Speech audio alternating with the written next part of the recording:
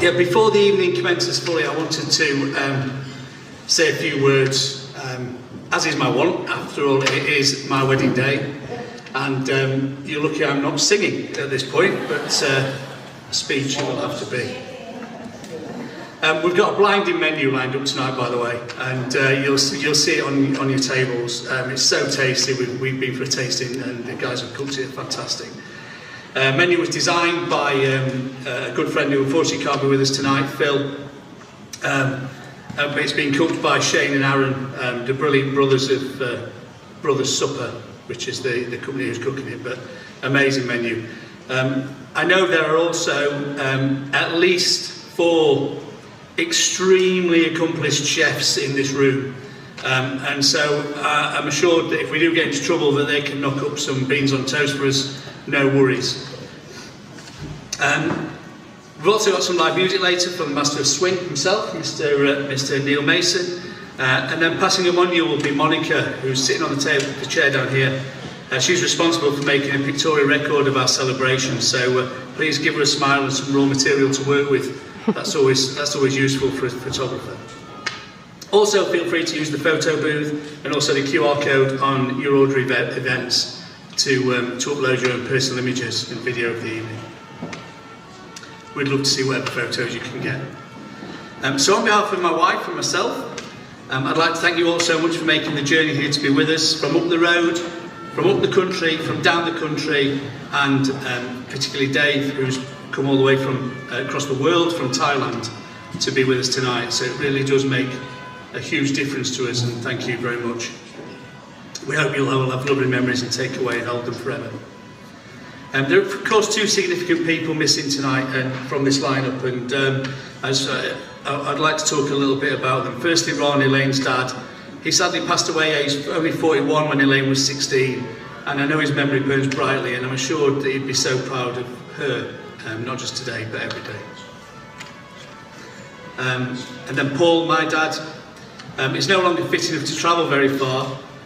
Just over 10 years ago, when my dad first met Elaine, actually, of course rang him the next day after he'd first met her, and I said, well, as sons do, so well, what do you think, Dad? And now Dad's always a person, he'll never interfere without counsel, but our Dad's always been the best at giving his opinion, and a straight opinion when he's asked a question. And he answered me straight, knockout, he said. And he went on further to qualify this with the best yet, as if I'd given him reason to believe there may be so many others to compare to, really. But I know if he could, he would be so excited to be here, and he worships the ground Elaine walks on, and he's so happy for us both. And if I asked him the question today, I'm sure he'd say the best yet would actually become the best ever. So please, if you can, firstly join me in a toast to our dads, Ron and Paul. Can I just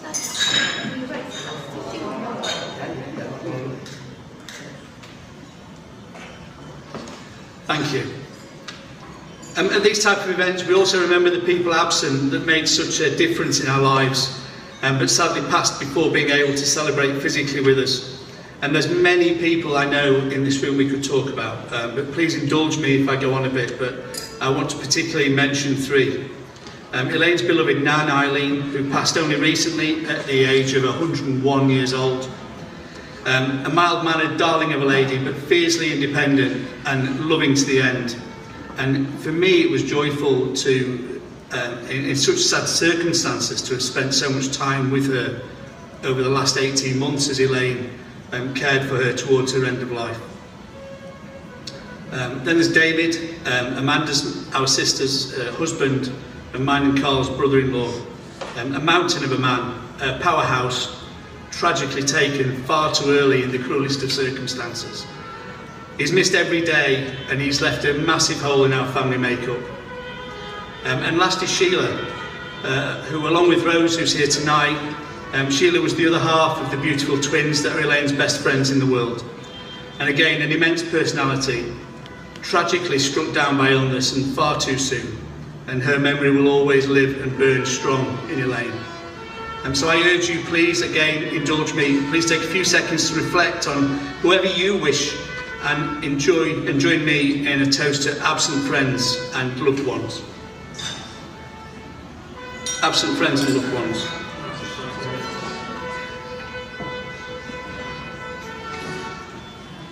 And so back to us two. Two things happened today. Of course, we got married, and I gained the most incredibly beautiful, caring, loving wife, and she gained me.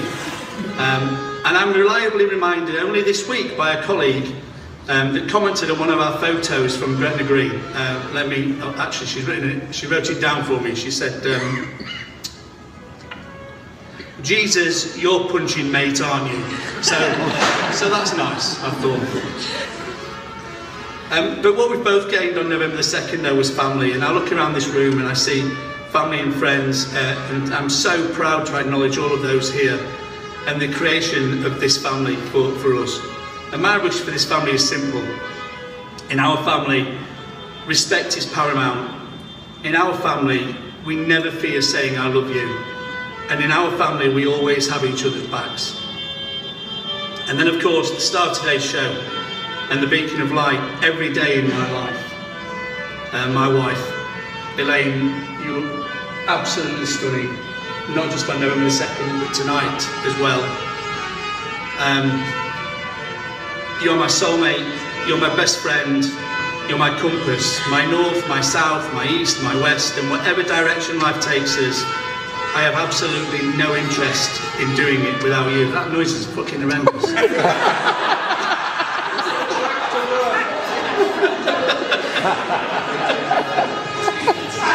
I'm sure it's the tractors outside. Lovely. I have no interest in doing life without you, whatever direction it takes. I love you. So finally,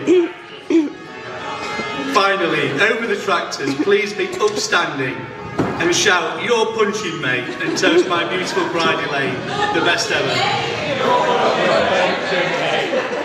Thank you.